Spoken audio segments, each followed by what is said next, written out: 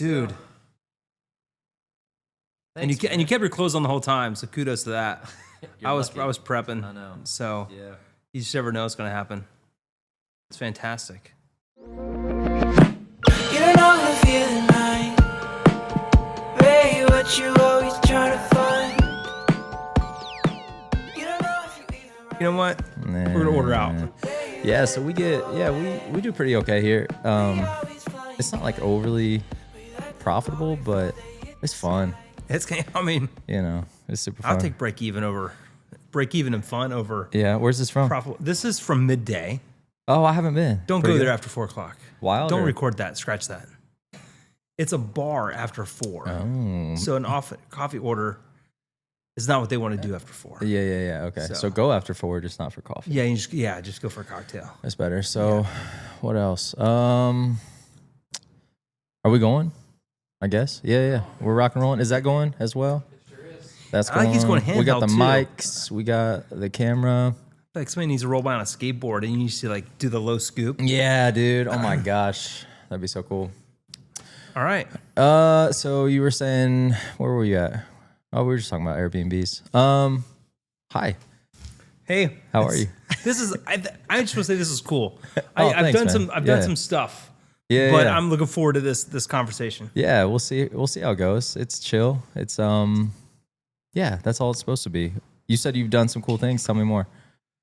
Yeah, I this morning, I recorded for WYSO, and at the end of the piece, it was a short piece, and he says, "Hey, you're pretty good at that."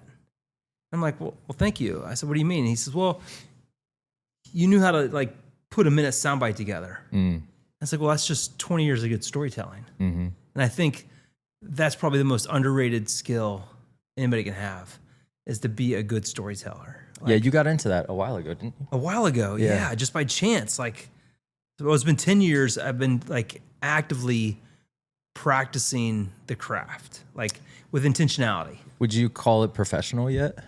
Yeah, Yeah? I've been Yeah. paid. Yeah. Yeah. Okay. So, yeah. bet. So Say I think, less. yeah. So I think I would say professional. I've coached. We talked about being here in the space with Bridget in her early days of lore, and coaching and dreaming up how to build a community around storytelling. And so, yeah, I think I've been paid enough. What's that I've even look called like myself- though? What's like a?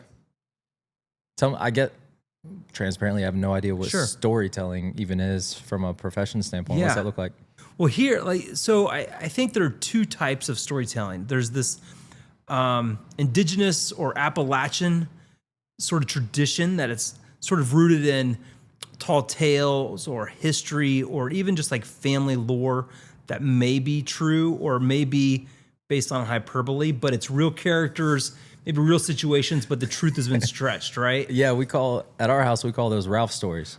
Is there Yeah. Uncle Ralph that? No, that- it was my grandfather. Oh, your His name was grandfather. Ralph. So anytime he told a story, we're like, man. Yeah. But then like most of them came true, and you're like, eh. Yeah, right. There's a grain of truth Yeah. through them, Like whether 90%, right? Yeah, Yeah. or a piece of family history that is a thread that weaves through that. Here with lore or story slam or the stuff I do, it's a little bit different. They're all true stories without hyperbole, and they're all told in the first person about a specific event in your life. And as we coach people to tell these kinds of stories, whether it's founders of startups or entrepreneurs or people in sales development or business development, we talk about how there's an arc to everybody's story. Like there's an event, a moment in time where you changed. The way you see people or the way you see the world or the way you react to people or the world changed based on that event. And we're always looking for stories where people will share an event in their life from their point of view, like what led up to it, what happened, and then what's different after that event happened. And those stories really engage people. And Is there healing in that? I find it be very healing and very cathartic. And that's how I Yeah. got started. It was a rough time in my life, and I'd been listening to the Moth radio hour on the radio that's for good. years. And a buddy and I got in a car one night and drove to Louisville and put our name in the hat. And I got called, and I shared this very personal story. Have you And- shared anything before? No, not Okay. locally. We'd done some small story slam stuff in the old days that Shelley Hoss used to run at the old Ghost Light way back. And so I'd done some small stuff, like 10 people, 15 people in the audience. Story Slam in Louisville is 250 people in the audience. And I just poured my heart out on stage. And the audience reacted in a way that I had never experienced. Like strangers hugged me when I come off the stage. And somebody said, hey, I've been there, or that happened to me, or thanks for saying that out loud. And I was hooked on the way that you could share a story, put it into the ether, and then the world responds back with love and genuine kindness. And so then I just had to keep doing it.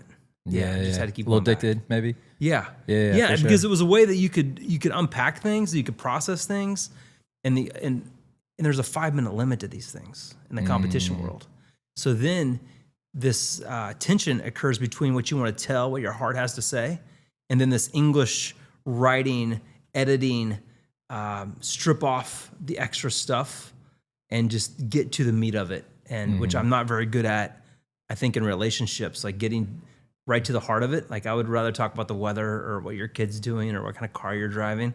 But storytelling, when you give it a 5-minute limit, you've got to strip all that extra stuff that doesn't matter. You got to force it and get to the meat of it. And so I love that discipline of practicing that, and then how do I apply that to my relationships, which is tough. I'm not good at it yet. Yeah, no, It's only been 10 years.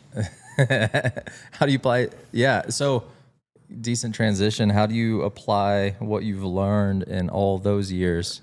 Now you're a mayor. Yeah. What's that look like as far as? Yeah, You know. I think it And only this isn't helps. supposed to be like a question answer. We're just No, like, you know no, what I mean? that's Like, right. I don't No, want that's it to, right. I don't That's a want it to great feel question. like that. But I think as a mayor or any elected office, the ability to tell stories that are from the heart and our personal experience is just a tool to communicate complex ideas or complex plans or even controversial things in a way that's, I think nuance is the word, but it's personal. Like when I was on doorsteps and people would complain to me about things, if I had a story that I could relate to them, or my story would build empathy with them, then we saw each other maybe not as a candidate and a voter or this party, this view, that view, but as just neighbors that are connected at something beyond policy. And I think I'm pretty good at that. And it's helped build relationships with folks who don't look like me, different incomes than me, different lifestyles than me, different political beliefs, different religious beliefs. But if we can share something personal in 2-3 minutes, and really build a connection on empathy and not just facts. how do you differentiate those conversations of relatability with, like, I'm not saying you, but just in general, like, it's easy to manipulate in that point. You know what I mean? Like, how do you, like, you know what I mean? Like, how true. How do you differentiate the true stories versus the I'm saying what you want me to say? Yeah. You know, well, I think for me, it's just sticking to the true stories, it's sticking to my own experience, like knowing that's my lane. Like I'm not an expert on many things, but I'm an expert on my experience. I can tell you that when how I felt when I was betrayed, or how I felt when I learned that my betrayal hurt someone, right? Or how I felt to not have a lot, or the joy of living with excess and being generous, right? Like, so if I stick to my lane, just communicating what I know to be true from my lived experience, then you avoid manipulation, because I'm not trying to convince you of anything. I'm just trying to share who I am at my core and the things that have shaped me. And there's no manipulation there, just that you get to see me from beyond what the postcard that you got in your mailbox shows. That's good, dude. That's good. That's super good. How's it been? It's been tough. Yeah, sure. Only because, so I don't want to bring it downer, but the bring week it I down. got elected, my mom was diagnosed with stage 4 lung cancer. And had metastasized throughout her body. Wow. And so a month after I won the election, while I was starting the transition and onboarding, I began to be her caregiver and taking her to chemo and taking her to doctor's appointments and making plans for what it would look like when she wasn't here in 6 months. And we knew we had a clock. And so for the first 3 months of the campaign, or first 3 months of being in office, January, February, March this year, I was just taking care of her and coordinating family and stuff. And so we lost her at the end of March. And Sorry, man. I hate to bring it downer, but so this is really the first time I've been able to fully breathe and really dedicate more time to the job in a way that not in a way that I've not been able to before. I still have a full-time day job. The mayor's a part-time gig. And so you are sacrificing hobbies and nights and weekends and lunch breaks and vacation hours to meet the obligations. And I want to do the job not only the best I can, but in a way that just really pays honor to the position and to the city that I serve.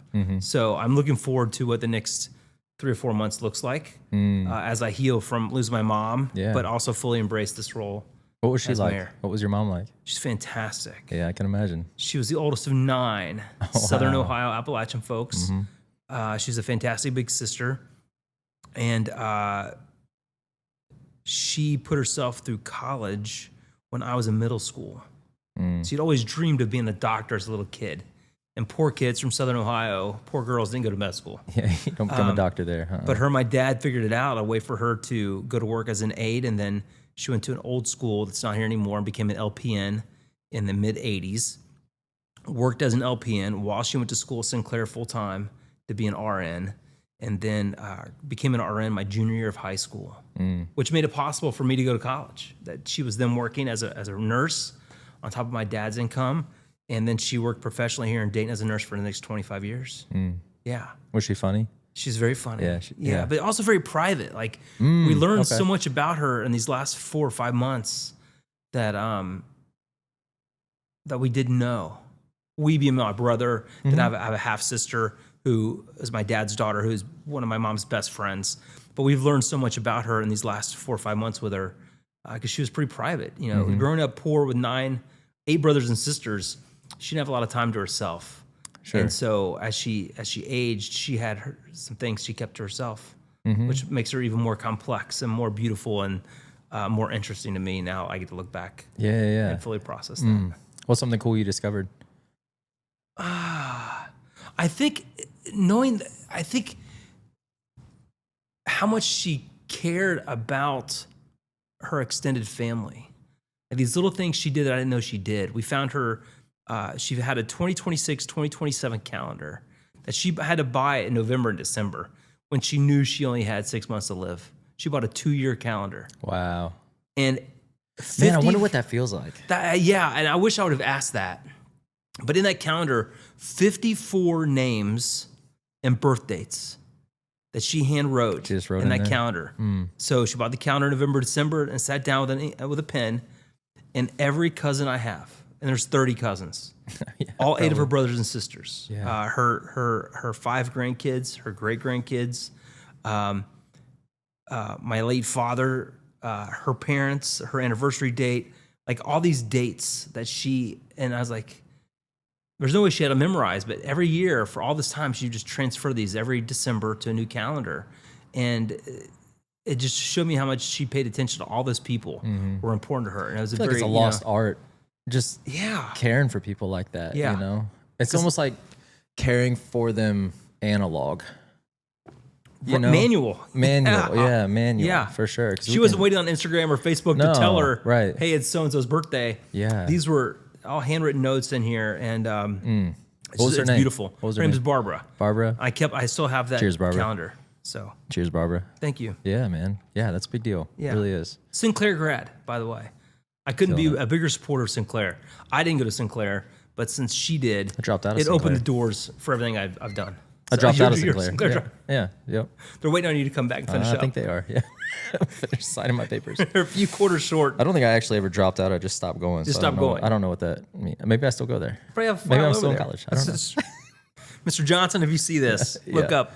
Yeah. Okay. Yeah. Anyways, sorry to go down that tangent of your mom. It's a big deal, man. Yeah. The farther it gets in the rear view, the easier it is. Oh, sure. To talk about it. Yeah. So, I didn't mean to bring it up. That's great. But so that's good. I just care about you. So yeah. No, that's cool. So anyways, back to being the mayor, dude. Yeah. Like, transparently, so let me back up. Where I grew up, the mayor was just the guy that you saw at AmVets on a Tuesday night. Oh, sure. Stumbling out. So like, oh, wow. Yeah. So I don't know what a mayor does. Yeah. Really. Well, it's interesting. Help me out. What you got? We're here in Dayton, which is the birthplace of the mayor, manager, form of government. So it was here 100 years ago that people decided that running a city under politics is not very efficient, right? Potholes, playgrounds, wastewater, stormwater is not political, right? Those things need to get done. So that's when they first put into place a professional manager. So all the suburbs and the city here have professional managers. They're educated city administrators. And the mayors here, by law, are the elected leader of their town. So there are some responsibilities. I put those responsibilities into 3 buckets. The first is to be the leader of the council. So my city, Kettering, we have 7 council members, including myself. We'll have an equal vote. But the mayor's job is really to lead them. Like make sure they understand the issues, understand the priorities, that we're all sort of rowing in the same direction. And then the mayor's job is then to communicate that direction and guidance to the city leadership, to the city manager. So a biggest part of my job is I spend every Monday morning in my office at the city building with the manager talking about priorities, issues, opportunities, and where we're going and where we need help. He's a great professional, and he will say the professionals will talk to the professionals, and the electeds talk to electeds. So if I need something from the county, it's my job to communicate with the county commissioners or another city. I spend time with other mayors and other elected officials. So that's the first job. The second job is be the voice of the city, which gets complicated because there are sections of the city that are in tension. You know, we have a lot of businesses that want to come to town, namely big gas stations, a lot of them, and the residents don't want a lot of gas stations. So how do you have a welcoming environment for new business and what that means to a community? But then how do you protect the interests of your neighbors and the folks who voted for me, or maybe they didn't vote for me, but they still deserve representation and their voice. That's the second piece. So gas stations is number 2. Yeah, that's a big one right now. And maybe that's 3 and 4. That's what we're working on. Is it Buc-ee's? No, it's not a Buc-ee's. It's a Buc-ee's. You can it's say everybody else. Literally everybody else. Yeah. No room for Buc-ee's. Kettering's unique. We're built out. We don't have a lot of open land. Right. So we don't have a cornfield to build on. Sheets happens, you know. Sheets happens. Yeah, for sure. Third job is diplomacy. You're the chief diplomat for the city. So Monday I'm in D.C. I'll be in Columbus the week after that, and you really are communicating priorities and needs to the people who can help make those things happen. So I spend a lot of time in the company of other mayors, and then also our legislators, both in Columbus and D.C., communicating on behalf of the city. Does it feel weird yet? Like all the time, like celebrity status in a like in a weird It's super weird. You know, my political career was as a political hack, as a campaign guy, as a campaign manager, speech writer, PR guy for candidates at state level and county level. And I did that on and off as a hobby for 15 years. So I'm used to prepping the elected official and then stepping into the back and then escorting them to the car, right? Recently, I was at a lunch in Columbus with 4 mayors from the United Kingdom. They're all English mayors. No way. And they have a different system. And when we got into the room... Did y'all drink tea? Be honest. We had tea. There's it was really good tea, too. Yeah, for sure. We get into the room, and there's a table off to the side. And some staffers from the UK consulate were there, and the mayor's office from Columbus were in the side table. And I went over to the staff, and I said, could I sit here? Like, Mayor, you sit at the table with the other mayors. I'm like, yeah, but I'd really be more comfortable with the staffers. Like, no, sir, we have a seat for you over here. And so it is still weird to be at the table with people I've watched for a long time or respect, and to count myself a peer. It's taken a lot of adjustment, and that's not a false humility. It is just. It's a weird transition to be. Well, I imagine too, just how you transitioned with your mom, everything else. I mean, there might not have been an appropriate aha to all of this. Yeah. You know, and there's no onboarding either. Just one day, like January 1, got a meeting. Suddenly you're the guy and your signature means something. Yeah, for sure. Yeah. But it is fun. Like, I was at a dinner at the high school recently. They do a great program there. They bring adult community leaders to have dinner with students. Students you just have a conversation with students and have dinner. And a young lady at the table over, she leans back and she says, I heard you're the mayor. I said, yes, ma'am. She goes, no, for real? The real mayor? I'm like, yes, ma'am, the real mayor. She goes, That's crazy. And then when the dinner was over, she goes, "Can we get a selfie?" And I was like, "Hell yeah, you can." I was like, "Yeah, you can." I said, "You want me to hear a fun story?" I said, "I was just in D.C. and I asked another mayor for a selfie." And she goes, "Well, who was it?" So I told her who it was. And John. It's John Mayer. It's right, John. Yeah, it's John Mayer. And she said, "So mayors like to hang out with mayors?" I'm going to let that joke just fly. Okay, we're just going to let can that we all just pause? just Moment of keep going. silence for that. That was a good one. All right, see you guys later. In post, we'll highlight the John Mayer joke. No, there's no post. So, like her, I'm still impressed by other mayors. Of course, man. Like when I meet a mayor, I'm like, because now they're my people. They stay awake at night for the same reasons I stay awake at night. I know they get the text when something bad happens in their community, and they're worried about budgets. They're worried about staffing levels. They're worried about, are the parks clean and safe and ready for kids to be there. And so to be in that fraternity is pretty neat. You cared about that stuff before, but does the pressure feel different now because of the title? Yeah. Because now technically I've influence over those decisions. Yeah, right. So it's one thing to say I've always been a parks proponent. My first career was in Parks and Rec. But it's a different thing to have the power to lead a council that can influence budget that makes parks a priority in our community. And that's the tool we have, is how we develop a budget, propose a budget, approve a budget. That dictates priorities for a city, where the dollars go and where the priorities are. And so it does change things. It's one thing to say I really care about safe streets and good policing, but when contract negotiations come up next year, we put that, put it in writing, right? Put it to the test. Yeah. Am I really committed to fair labor practices? Am I to a contract? Am I committed to parks? Am I committed to sustainable practices and stormwater runoff? Name it, right? Yeah. Any of those things that you would think are important, but now I have influence over the policy. I'm one vote of 7, so I don't have a magic pen. I can't dictate. But I'm just more curious. I mean, it's just, I can imagine that there's this one big side of you that's mayor, and then you go home and you're not Mr. Mayor at home. No, I'm dragging my trash cans up from the street. And the neighbor's like, "How you doing?" I'm like, "Oh, I'm putting my cans up like everybody else tonight." Yeah, dude. Yeah. No privilege. No privilege. No golden Buckeye card. No nothing, buddy. Nothing. Just no free sodies. Nothing. I think it was. Remember we got that snowstorm back in January? Yeah. The neighbor, we're all out shoveling our driveways and walks, and I remember a lady 2 doors up. She goes, "Well, you live on this street, didn't help us out," and he did it. I'm like, "No, ma'am. Sorry. We have a priority snow list, and we're still 3rd tier. Still not on it. Yeah, it didn't change anything just because your neighbor's with me. You're still just the guy at 609. So yeah, it's funny. Like, how old are your kids? They're grown. They're grown. Yeah, 24 and 25. They don't care. No, they're not impressed at all. No one's impressed. No. I told my kids I was starting a podcast, and they were awesome. And my son's like, "Have Mr. Beast on." I'm like, "Sure, baby steps, no problem. Let's start." He's like, "Who are you interviewing?" I'm like, "The mayor." He's like, "What?" Like, cool. All right. Sorry if you're watching. Sorry, son. We'll get a Mr. Beast soon. Oh my god, dude. Yeah. So yeah, nobody cares because I still do the dishes after dinner. No one cares. And when I say it, when my wife would be like, "Well, I would complain about the busyness or being tired or not sleeping well," she's not very sympathetic. She's like, "You asked for this. Signed up for it, pal." Yeah. Yeah. It wasn't a spur of the moment thing either. It's a process. It took a year of work. Like, how long did it? Were you like 12 and you're like, "I'm going to be the mayor of a small Midwest town"? What was it like? I never wanted to be the mayor. I wanted to be on council, and I achieved that on my 3rd attempt.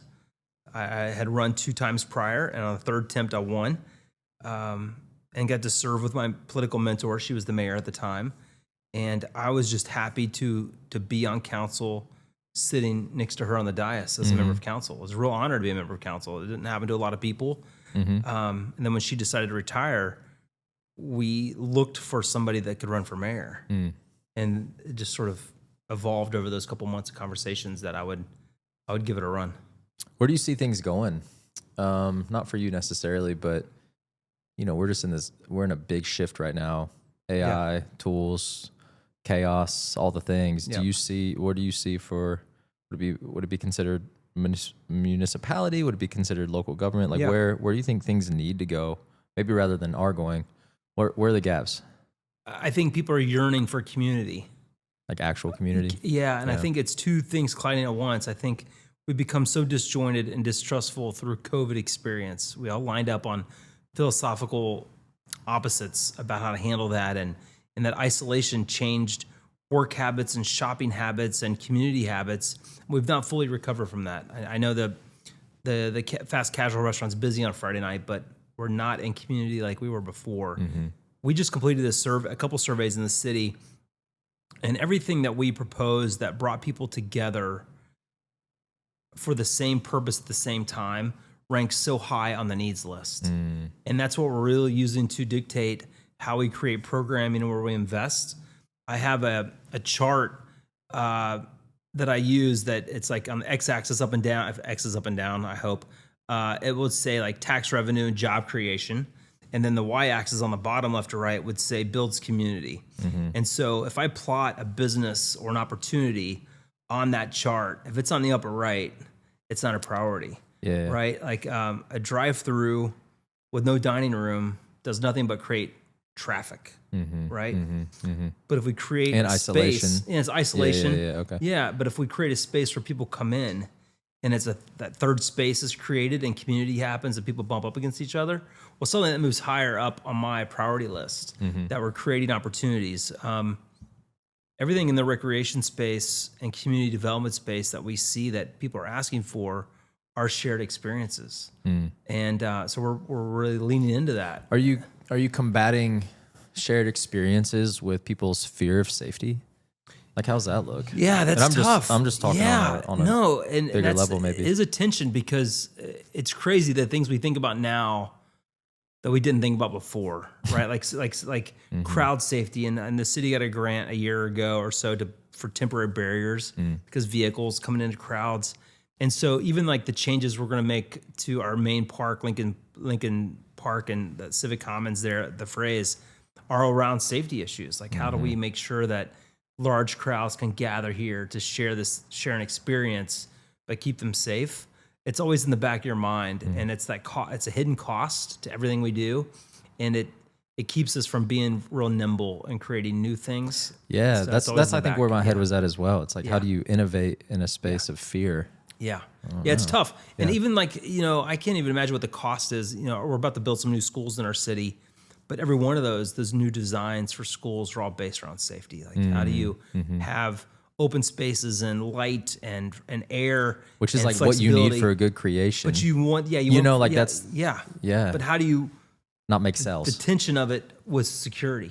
Yeah. It's awful. That's always in the back of so much design. Well, it's almost not even in the back anymore. No. It's like in the forefront. It's it's we have to build around this rather than we have an acre of wetlands for kids to go and adventure and learn about bugs. It's like, no. Right. We need a boardwalk and a rail.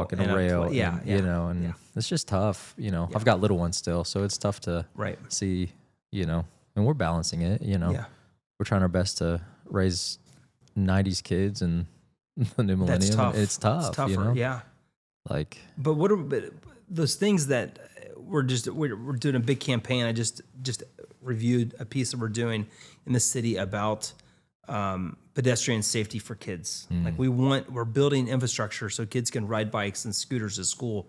We've had a rash of accidents where drivers aren't paying attention, kids aren't paying attention. No one's to blame. It's just that many things come together at once. Kids are on scooters and bikes that move faster than they used to, thanks to electricity and innovation. Drivers are more distracted than ever. More kids are, and so we just did a video about that. Like, how do we create safe crosswalks, safe sidewalks, safe streets so that our kids or your kids, my kids are grown, but can have that experience that we had, that they can still ride to school, and then parents can have that peace of mind that they're not going to get hit in a crosswalk, or they're not going to try to cross the middle of the block and not wait till they get to the crosswalk. So a lot of what we do is really design based, like how to design in a way that pushes people to the behavior that's safer, more efficient, more timely. Even the way that we design streets and sidewalks is all that design is focused that way. It's just incredible, just the amount of hands that go into literally every detail of what y'all do. I can't. Yeah. It's hard to wrap my hand around the logistics of it all. It is. Which is probably why I'm not in it. Yeah. Probably why I dropped out of community college.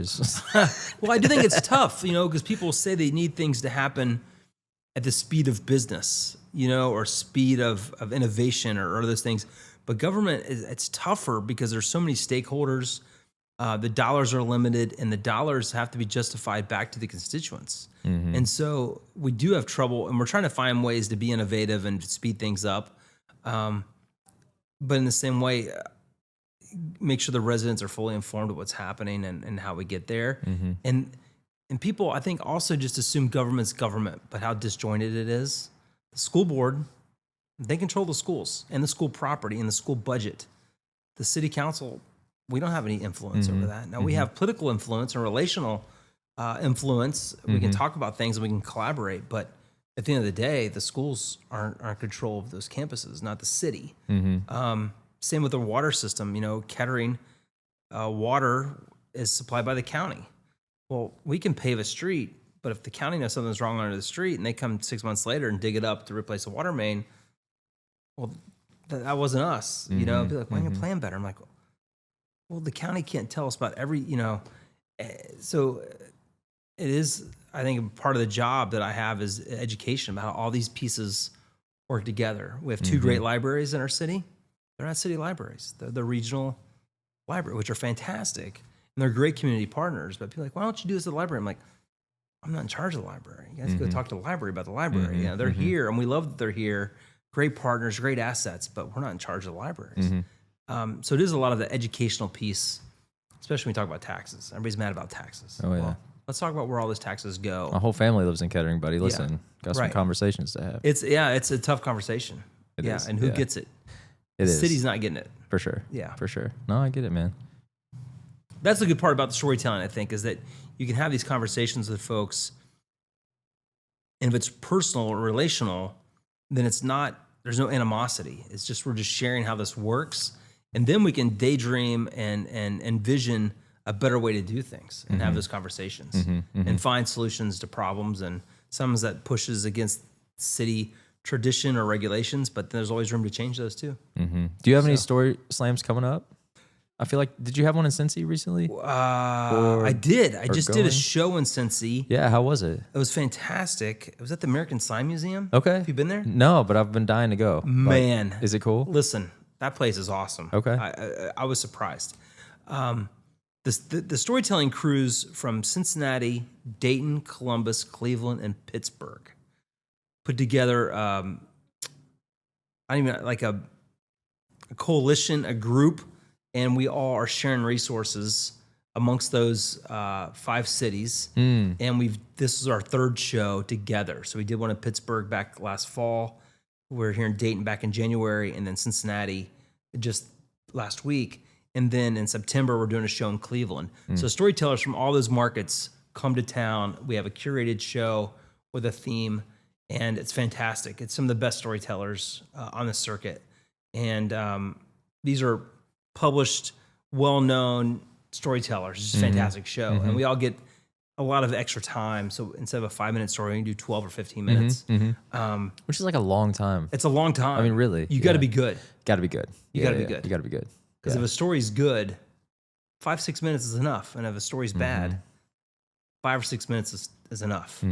But 12 minutes, you really got to know your stuff to hold an audience. I was telling Zach, so I had Leroy Bean on here last. Sure. And he did an 1.5-hour show. Yeah. Hour and a half. You know what I mean? Right. Like, I was really trying to wrap my head around that. Yeah. Like, that's crazy. It's crazy. Storytelling the whole time. I did a show downstairs from here. Okay. Yeah. When it was still Lore Space, when Bridge had the space.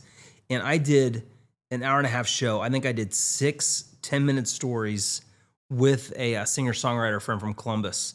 So I would do 2 stories, then he would do some music, and then I did a couple more music, a couple more, and we curated a one-man storytelling show, and it's fantastic. But the work that it takes for one person to do 90 minutes it's so much. That's insane. Yeah, the show went well, though?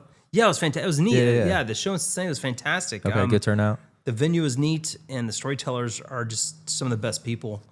And we're going to do it again in Cleveland in the fall. Are you? So, okay. Yeah. Will you invite me to that? Yeah, I will. Yeah, for sure. Know. Carry your bags. I don't know. Yeah, right. Yeah. How do you get into storytelling? Not you, but an individual. Like how? Like what's that look like? Here, I tell you, in Dayton, we're spoiled, and I think Columbus, Dayton, Cincinnati all have great scenes if you dig them out. Right, they're here. Louisville has a great scene. Lexington, I've been part of that group. Kentucky, they have great scenes too.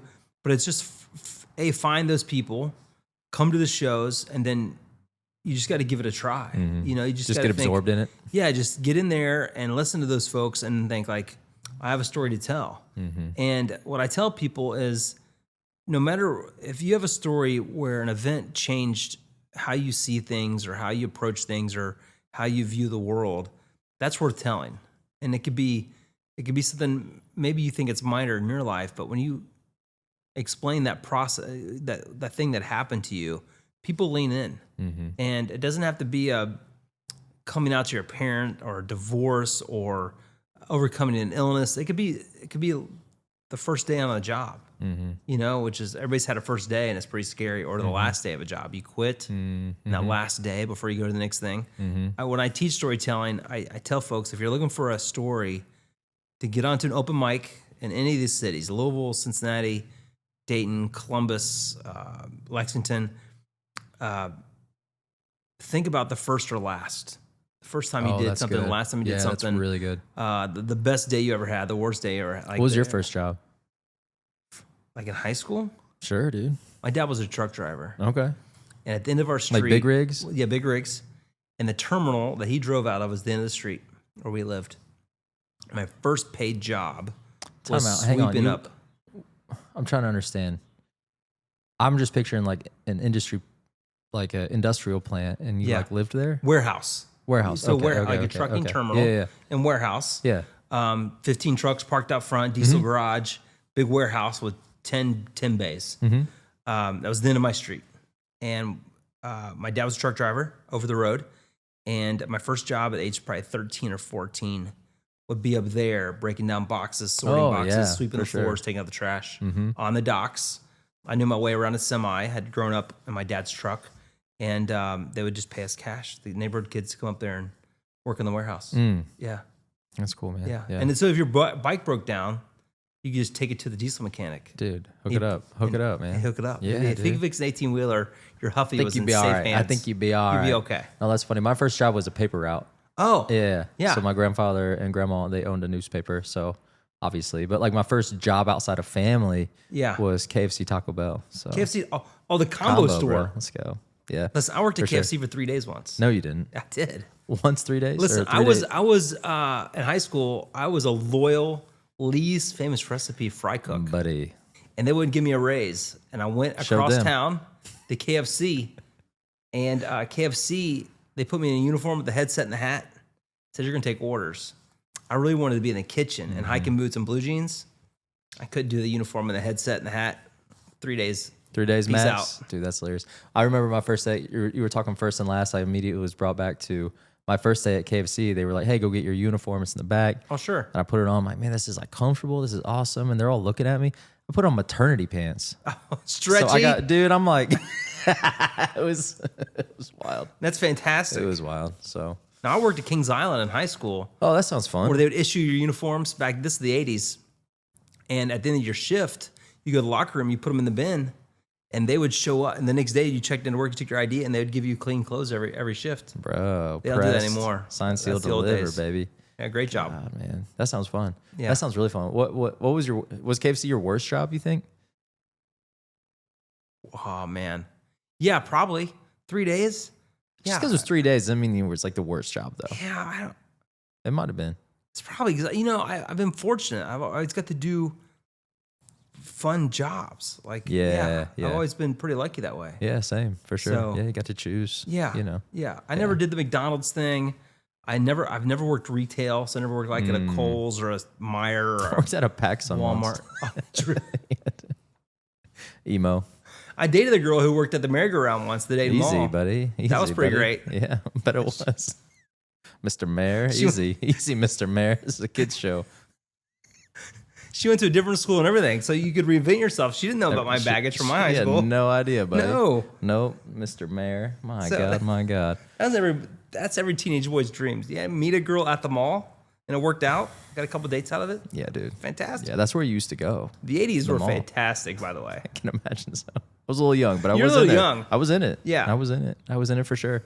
My son just watched the original Karate Kid movie. Oh. He's 24. Big Okay. movie guy. Yeah. And he says to me, were the 80s really like that? I'm like, Yeah, what do you mean? He goes, like putt-putt and, hell yeah, they were. and cars and arcades. I'm like, yes, Yeah. exactly like that. That's how great it was. Mm-hmm. That's why the movies are so good. Oh. 'Cause it was real. It's so real. You know? One of my kids' favorite movies is The Goonies Oh, and E.T. I love them. The Goonies. They love them. I lived it. Yeah. Oh, yeah. We were playing, God, what was it? Monopoly the other night as a family. And I just got that like 80s urge. I'm like, dude, I don't even smoke cigarettes, man. But this house needs to be just full of cigarettes and like Surge or something. You know, like I wanted that scene from E.T. where they're all just playing board games and yelling. There's pizza everywhere and cigarette smoke everywhere. Like I wanted it. I used to do that in my house. My wife said no, but my mom was a smoker in the house. Yeah. But on Sunday afternoons, for a couple years in high school, all my friends would come over on Sunday afternoon, order pizza, and just play tabletop games, Dungeons and Dragons, That's 1914 it, yeah. Marvel, and it just trashed my mom's kitchen. But that was the life. Like, where else would she want a bunch of 14 and 15-year-olds hanging out on Sunday, except in her kitchen at the table? where else Just would you trash want them. it to be? That was for where you sure. wanted to be. A little Dr. Pepper, buddy. Oh my God, dude. Come on. Doesn't The get much life. better. Still is the life though. That's a good transition into the life. Like, tell us about barbecue, man. You've got this like, is it a secret? No, Is it like a? I think it's Is a it thing. a cult? Tell us about this barbecue. Man. Zach's vegan, by the way. So just listen. heads up. Just heads up, buddy. All the Just food careful I what you eat is say. vegan. Just So careful. yeah, barbecue. That's a weird thing. I was in Kansas City for a guy's trip 10, 11 years ago, 11, 12 years ago. And we went to this new barbecue spot and these brothers that were running it. And the brothers were there and I met them. They had a bunch of trophies lined up on the side of this wall in this restaurant. Kansas City Barbecue Society Grand Champion, Reserve Grand Champion, first place brisket. And I asked this guy, what is with the trophies? And he says, well, we're a competition team with the Kansas City Barbecue Society. We travel and we compete. And something just triggered in my brain. I'm like, I'm sorry, what? And he says, yeah, we compete. And he says, we're always looking for judges. The judge, I was like, I'm sorry, back up. And Just so the light of. I come back to Ohio. I Googled it. I joined the Kansas City Barbecue Society, got a membership. And then shortly after, a judge certification class come to Ohio. And I took the class. So certified barbecue. Certified barbecue judge. Okay. Yeah. I'm and then like 3 months processing, later, I'm in a gymnasium in Indianapolis at a table with 5 other guys. And the best barbecue of my life just rolls out, wave after wave. And just keep it coming. And you just keep it coming. And that was 2016. I did my first contest. And I've judged about 65 contests since then. And, Good God, man, that's a lot of barbecue. It's a lot of barbecue. And along the way, I've just met the coolest people. Sure. And some of the best names in barbecue, the things you see on TV or read about in magazines or whatever. And now I've slowed that down. Like last year, I think I did 5 contests, 6 contests. This year, I'll do 3. But I'm also running my own contest now. So this is the second year I've run a contest. What's it called? It's called the Grizzly Barbecue Brawl. It's up in Northern Ohio. Okay. And we'll host 42 professional teams, and they'll compete. And we've got a prize purse of like $5,000 that we'll give out over the weekend. And it's just a bunch of grown men and women with really expensive rigs that show up and cook barbecue in a parking lot for prizes. That's crazy. It's so fun. And that's to open up so many doors. Oh, sure. It's just a great hobby. If you like barbecue and you like these strange people that have these RVs and these big cookers, and we hang out in parking lots and Man, there's barbecue. something for everybody. Yeah, You know what I mean? Like yeah. everywhere. Yeah, Like you've got a barbecue society. You yeah. know what I The mean? whole Like, membership society about it. Yeah, like it's crazy. yeah. Do you get like a special ring? You know what I mean? No, That, like you got to they show. have really cool name tags. Hell yeah. you Yeah, do. Yeah. Because so after 30 contests, you can there's a process to become a master certified judge. Is that you? Yeah, so I leveled up in 2021, became a master certified judge. Master Mayor, baby. So master, yeah, and got to cook with. You have to cook with a pro team. So I have some friends out of Chicago that are really good. They're a top 10 team in the country, and cooked with them for a weekend and learned their process and experienced the weekend from a cook side.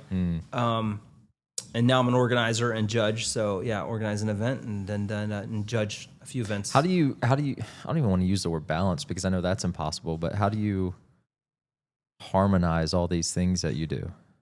Yeah, well, I think I've had to learn to just really prioritize and say no to things and dial back. I've done a lot less storytelling. I've passed the Dayton Story Slam off to another person to lead the team, so I'm really in a back seat for that. And then just really getting in.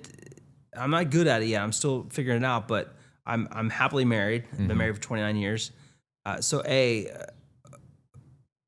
making her a priority and making our house a priority, our home, not the house, but the home. That's one. Day job is two. Mayor's three. Except when I'm in the room as the mayor, and that's my priority. But sure. And then this barbecue and storytelling stuff follows, and I've had to cut that stuff back. It is just, and knowing that I've got this opportunity, and the window on being a mayor is finite, right? It's a 4-year term. Is that what it is? I didn't even know. Yeah, it's 4-year term, and then you can re-up once, and then after 2 terms, you're done. So I don't want to squander the time I have, and I want to leave a legacy there. But the day job pays the bills, right? My retirement, my wife's comfortable, her safety, our home. We have 2 cats that are very spoiled. They rely on the day job. So it is just making sure that where I am, I'm focused on that task. I'm keeping priorities straight and saying no to things that somebody else can do, and saying yes to the things only the mayor can do or only the mayor should be doing. It's been a real lesson in priorities and asking for help. I'm not good at asking for help, but we have a staff at the city that are there to help, and putting things back to them and asking for help has been big. So I miss barbecue. I would like to do 12 events a year, but I can't justify being gone from my wife 12 weekends. It's not fair. She doesn't go? She didn't partake in... she's not interested. So now she will go. Like, she's gone to a couple that are neat locations. Oh, sure. Yeah, go do something else while you're... Yeah, we'll get a room for the weekend, and she'll do something during the okay. day. But generally, it's not... And she'll be with me for my competition in June, where I'm leading it. She'll be there to help and stuff. So, on that side. What's next, man, as far as... Are you looking to go higher in the government?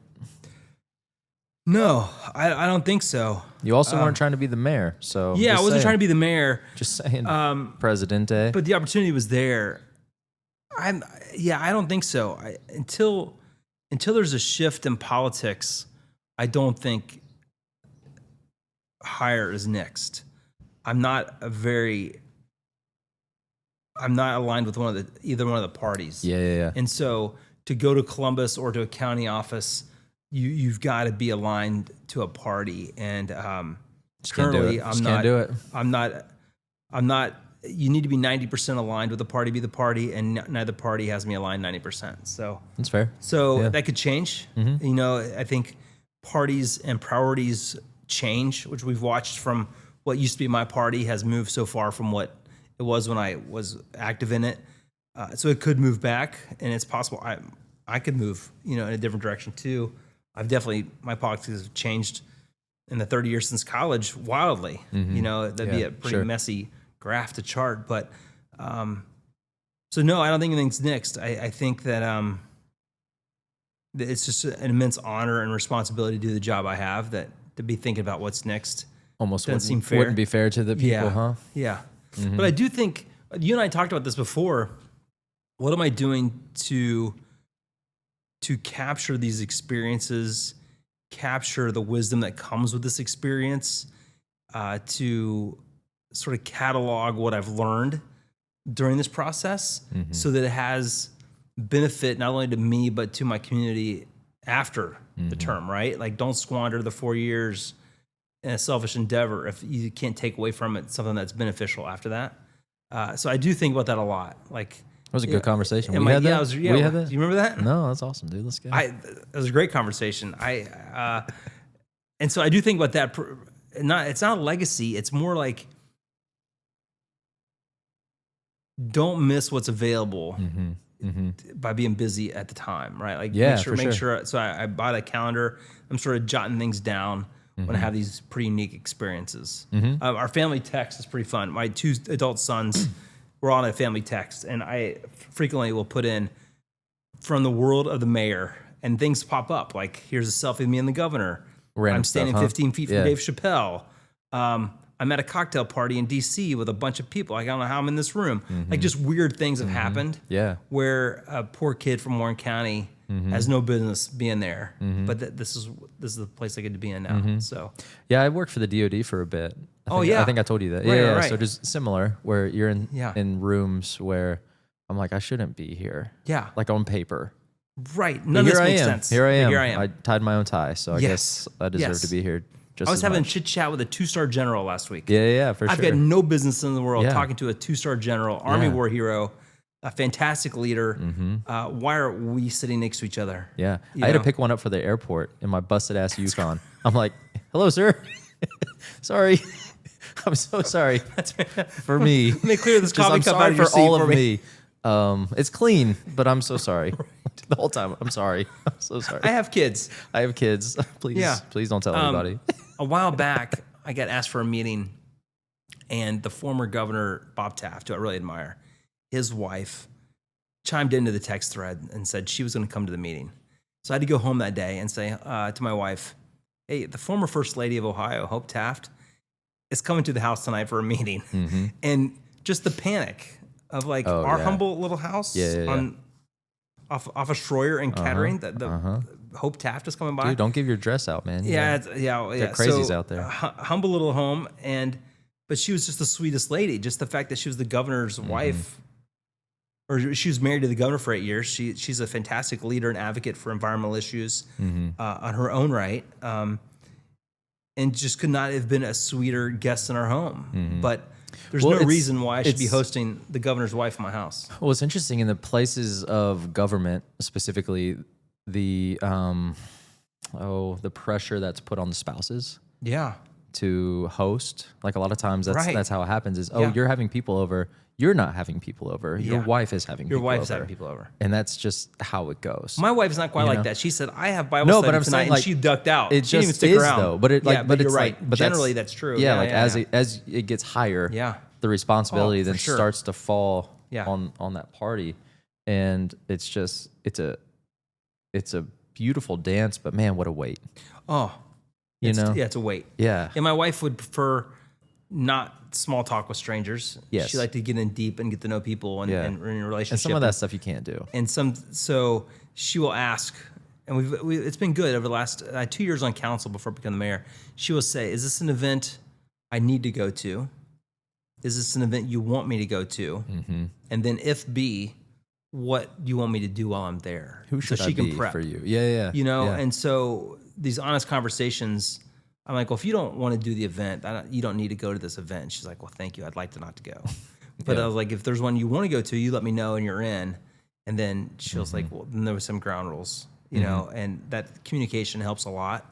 And she's fantastic. She's way smarter than me, and she's a brilliant +1, and of course, way more interesting than me at a party. Absolutely, yeah. So I'll have her on next. You should have her on next. Yeah, for sure. She'll talk to you about East Africa. So what's yourself. that? She has traveled. I know what East Africa is. She's traveled to Rwanda 6 times. No way. What for? A mission. Mission trip? Oh my God. just working with churches and NGOs that are helping women and survivors of the genocide from 94, 95 just become self-sufficient and do business and just helping some friends over there doing work in Rwanda. She just loves that place so much and was just there back in January. And that's her. After our home, Rwanda's where she likes to be. That's crazy. Yeah. Okay. She's fantastic. I told you she's better than me. She's smarter. No, I do. I just want to. I want to learn more. That's awesome, man. That's awesome. I mean, we have a great community here in Dayton of Rwandans, Congolese, Burundi, Uganda, East Africans that have made their home here. Yeah. And just brilliant people, resourceful, smart, beautiful. Is your wife plugged into that community? She is. And back and forth kind of thing. Yeah. Okay. Yeah, we have friends here that are pastors of an African church in Kettering, and are amongst themselves just taking care of each other. You know, they're so good. We see it in the Hispanic Latino community as well. When they settle here, they find ways that those who are benefiting from our society are so good at taking care of their neighbors who aren't yet to their level. And we just love what that community looks like with the African folks here. There's a lot we can learn small from part it. of that. Oh, there's so much. You know? Yeah. I've experienced that as well. Yeah. And we're not plugged into to the Latino Hispanic community, but we see it that way too. That those who are here and for whatever reason are better off and have some capacity to be are just taking care of their neighbors so well. And we see that so close with our work with the African community that it's just such a great model. And it really challenges us to see how we're taking care of our neighbors. It's been. Where do you think that comes from? Do you think it comes from just comfort and complacency, or do you think? Yeah. know? For sure. Yeah. Yeah. And I think the stories of the folks, the immigrants who come here, are coming here not because it's easier, but because there's a possibility that they don't have there. And it's safety and it's a promise of something.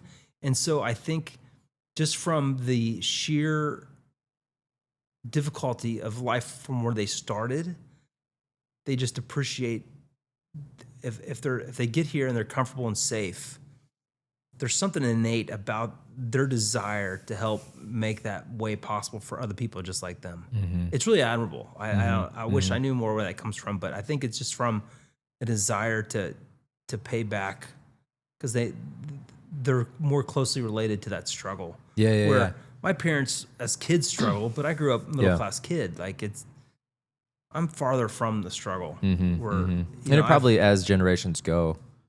Gets more and more complacent, maybe. Yeah, probably. You know? Yeah. Like the fresher it is, you know, it's like, you don't realize, you know, like.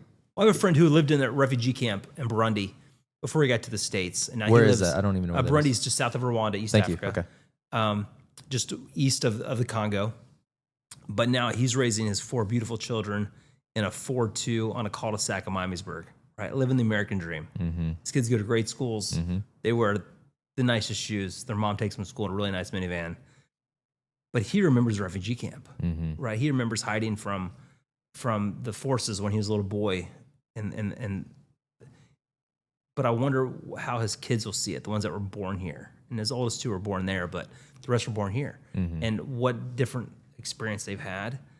But to get to know him and hear those stories just gives me a total different view about the folks that choose to come here to build a life. Yeah. Yeah. It's still the American dream. It's still the American dream. Like it just is. Yeah, people are pounding the door to come here. Yeah. Because everything's possible. It's not easy, No. but it's possible. Absolutely. Which changes everything. It changes everything. Yeah. Everything. Yeah. Yeah. All right. Well, what else, man? Anything? Man, we covered the gamut today. I'm very passionate about immigrants. I think that where do you think that comes from for you? The experience. Yeah, and both of us traveling. Like I've been to East Africa as well, and I've done a bunch of mission trips abroad, and I've been to those places where people are struggling and want to be here. You know, I've been to third world countries on 3 different continents, and I've seen what people are trying to escape. And well, we find it beautiful, but I'm only there for 2 weeks, right? I don't have to live it. I'm not walking a mile for fresh water every day. I'm not living in a mud house with a tin roof with an outhouse. So when I meet folks there and then meet the ones that came from there to here and see what they bring to our community, I don't know. I'm just at such a loss at the animosity toward those folks. I just don't think people know enough. And I would say, well, how many of those folks do you know? How many have been in your house and have eaten at your table? I feel like that's the divide everywhere. Yeah. It's because we don't have any connection to it. Right. Whether it's immigrants, whether it's other party, whether it's neighbors, you know. It's like until you sit with somebody, have conversations, you know, you won't be able to relate. Yeah. And then you've got keyboard warriors, you know, that are insulated. So it's like I get it. Yeah. But it doesn't mean that we can't change it or work towards it. Every family we've mentored from East Africa, and they get Catholic Social Service, the Refugee Resettlement Agency, and they get them set up in their first apartment or rental house. and we've helped them figure out how to keep house and how to, they come from refugee camps or villages where they didn't have a microwave, they didn't have an electric stove, they didn't have a hot water heater, they didn't, they don't have these things. Every time we've helped them learn how to use things and how to cook and how to use the freezer and fridge and what strainer wrap's good for, and all these little things that we take for granted. All they want to do is learn how to do it the American way. They're not asking for us to do it to be the African way. They want to learn how to be American. They want to know how to make Thanksgiving dinner. They want to know how you cook the things that we cook. That's all they want. And it's like they want to be on the team. They just want to be part of the team. Yeah, and they're willing to put in the work. And they're taking the jobs that we don't want to do. They're not stealing anybody's jobs. They're doing the work that we don't want to sign up for. You wouldn't want to do it anyway. Right? And just so much resilience, and it's just really neat to be a part of that community, and it's a real honor. And I will talk about it to the ends of the earth because we're missing an opportunity. Yeah, huge one, it sounds like. Yeah. And this town's cooler because of it. Sure. Absolutely. Come on. Absolutely. The food, the culture, the music that they bring, the art they bring, like, come on. You can't, we're lucky. So we go down to Key West. My folks have a place down there, and it's like, man, the food. Yeah. It's so, in the Roosters, come on. Can't beat the Roosters, Listen, I've spent so much time in Havana and Matanzas and Pinar del Rio, Western Cuba. What are you doing down there? Mission trip, same thing. Oh, okay. Yeah, mission trip. Just working with churches, helping churches take care of people, and just working with leadership down there to help make life better for folks who live on the margins in that community, on that island. And but the same thing you love about Key West, I love about Cuba. It's just it's like 80 miles away. Oh yeah, it's right about there. the same. I think. Yeah, I'm pretty sure. And I just love the people, and they're resourceful and hospitable. I usually stay in people's homes, pastors' homes, and it just gives me a better appreciation for all the things I have here. I never worry about rolling blackouts or will there be gas at the speedway for my truck. I never think about those things. Will my freezer always be on? Yeah, it will always be on. Will Kroger always have boneless, skinless chicken breast for me? Yeah. Hell yeah. Every time I walk into Kroger, it's there. These folks from other places, they don't have that.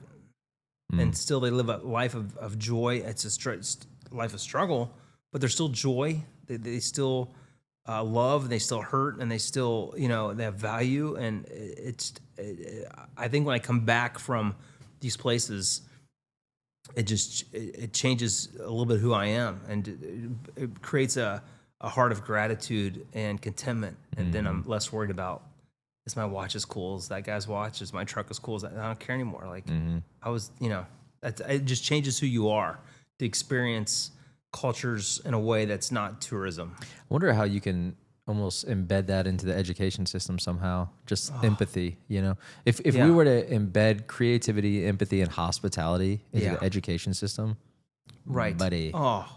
Buddy boy. Empathy and hospitality. If we could do those two things, which is really just the embodiment of love your neighbor, right? Like, sure, absolutely. It's just that embodiment of that peace that would change everything. Yeah, and I don't know how we do that. How do you? You can't make it in policy, right? But you can create spaces and opportunities where people bump up against those things.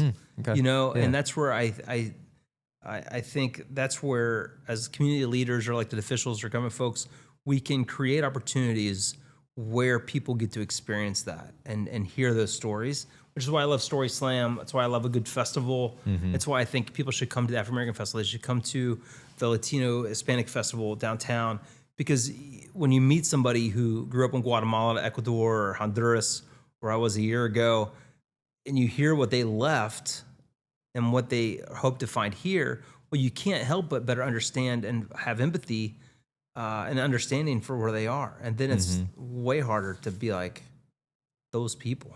I mean, what do you mean those people? Like, yeah, they're just our neighbors at this point. So I say that a lot in Kettering, by the way. Yeah. When people say these people are moving into town, I'm like, you mean your neighbors? They're one of us. You people. They rent a house in Kettering. Yeah. That makes them a resident of Kettering. They're one of us now.